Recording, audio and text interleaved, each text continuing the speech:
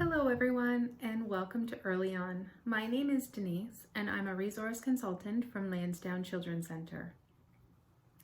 Today I'm going to share with you some strategies on how we can help our children become resilient and foster healthy social emotional development. Before diving in and exploring the specific strategies, I'd like to begin by talking about what resilience is and why it is so important. Resilience can be defined as the capacity to recover quickly from stressful circumstances or difficulties. Dr. Jean Clinton, clinical professor at McMaster University's Department of Psychiatry, states that as a society, we are seeing kids with less coping skills, and that the biggest difficulties in life are still yet to come. Yet children are having difficulty dealing with life's little bumps in the road. The truth about resilience is that people are not actually born resilient. Of course, it is understood that genetics are definitely a part of the story. However, it is believed that everyone can actually learn to be resilient. Resilience is developed over time and relies on various skills and involves developing thoughts, behaviors, and actions that allow you to recover from traumatic or stressful events that life throws our way. We can help kids build resilience and confront uncertainty by teaching them to solve problems independently. While our gut reaction might be to jump in and help so that the child avoids dealing with any amount of discomfort, this inadvertently weakens a child's ability to develop resilience. Kids need to experience discomfort so that they can learn to work through it and develop their own problem-solving skills. Without this skill set in place, kids can experience anxiety. They may shut down in the face of tougher times.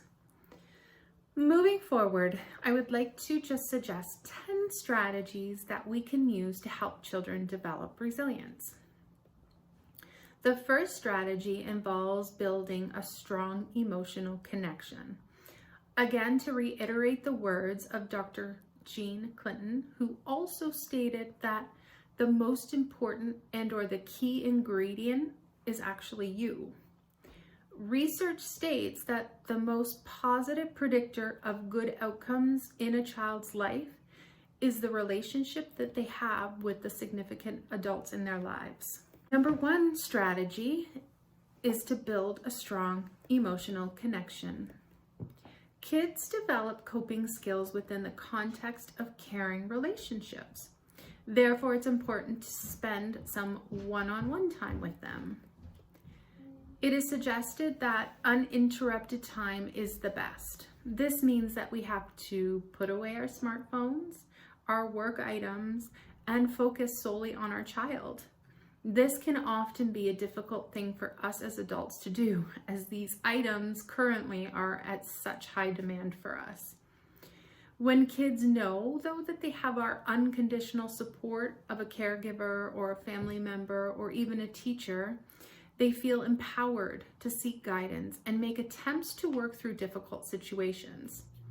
Positive connections allow us to model coping and problem-solving skills to our children.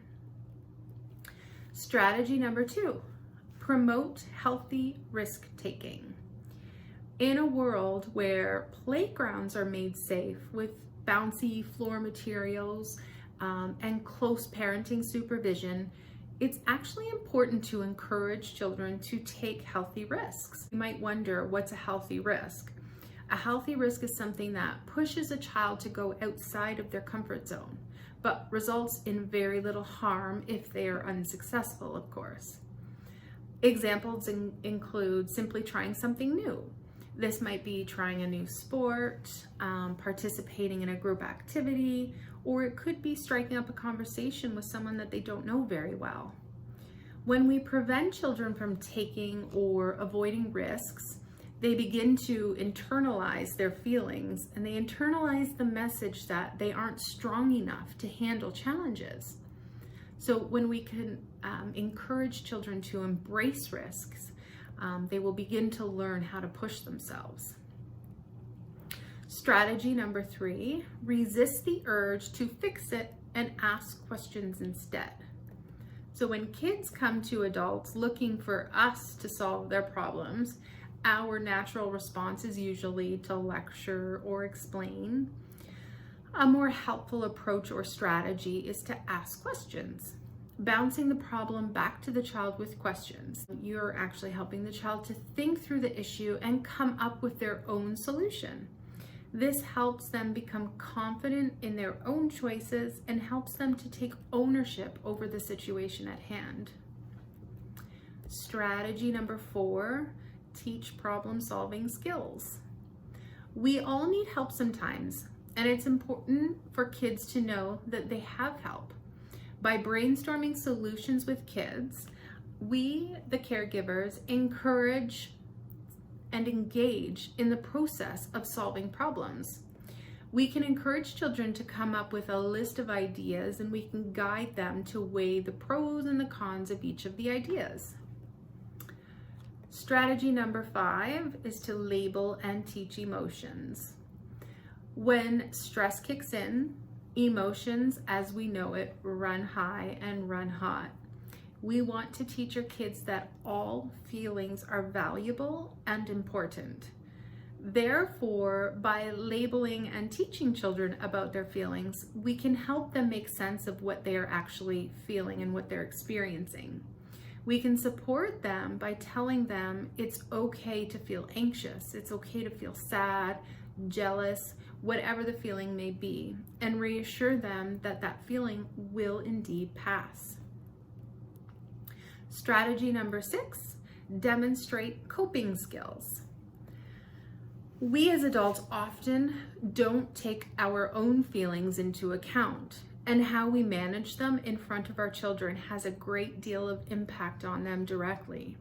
We need to be able to identify our own feelings and emotions and show our kids how to deal with them appropriately. And of course, model also how we deal with the negative feelings that we have when they arise. Deep breathing exercises can be helpful for kids to help them relax and calm themselves and calm their bodies when they're experiencing stress or frustration. This may enable them to remain calm and process the situation clearly. Of course, as well, modeling words like, "Mommy is going to take some deep breaths right now because I am feeling frustrated in this moment and need to calm myself down." Strategy number 7, embrace mistakes, theirs and yours. Embracing mistakes, ours included of course, helps promote a growth mindset and gives children the message that mistakes actually help them learn. It can be helpful to talk about a mistake that you made and then discuss how you recovered from it. Avoiding failure can reduce resilience. By avoiding our failures, we are taking valuable opportunities for learning actually away from children. When we help kids embrace their mistakes by supporting what they are able to do, we really want to focus on the positive outcomes opposed to the end results. Because often our children get caught up in the pass-fail, the win-or-lose cycle. They either succeed or they don't. This can cause risk avoidance. Strategy number 8 is promote the bright side. Every experience has one. Optimism and resiliency go hand in hand. Some kids may appear more naturally optimistic than others, but optimism can be nurtured the same way that resilience can be learned and developed over time. If you have a child who tends to focus primarily on the negative aspects, acknowledge the feeling that led to this negative thinking, and we can teach our children to reframe their thoughts and find the positives. Strategy number 9, model resiliency. The best way to teach resilience is, of course, to model it. We all encounter stressful situations. It is inevitable that life is going to give us some hardships once in a while. However, using coping and calming strategies, some deep breathing, can be an effective way to work through life stressors. Always label your emotions with your children and talk through your problem-solving process out loud so they can hear you loud and clear. It's important to focus on what you have been able to do so far and to talk out with somebody what the next step is in order to get to where you need to be. This could be a professional, an educator, a family member, or even a friend. Finally, strategy number 10, go outside. Exercise, as we know, helps strengthen the brain and makes it more resilient to stress and adversity. While team sports are typically the most popular method of consistent exercise for kids, all kids really need is time spent outdoors engaging in physical activity. If team sports don't appeal to your child, encourage them or introduce them to bicycling, playing tag, or even just going for a walk. These are all great ways for kids to engage in free play that also builds up their resilience. Outdoor time is so refreshing for both adults and children, and when we do it together, we all win. Resilience helps kids navigate the obstacles they encounter as they grow. It's not possible to avoid stress, but being resilient is one of the best ways to cope with it. Thanks for joining our EarlyON parent session today. A resource consultant from the Early Integration Program is available to talk to you should you want more information, support, or to discuss any concerns or questions you may have. Please contact us by email at eip@lansdownecc.com or by phone at 519-753-3153. Ask reception if you can speak to a resource consultant.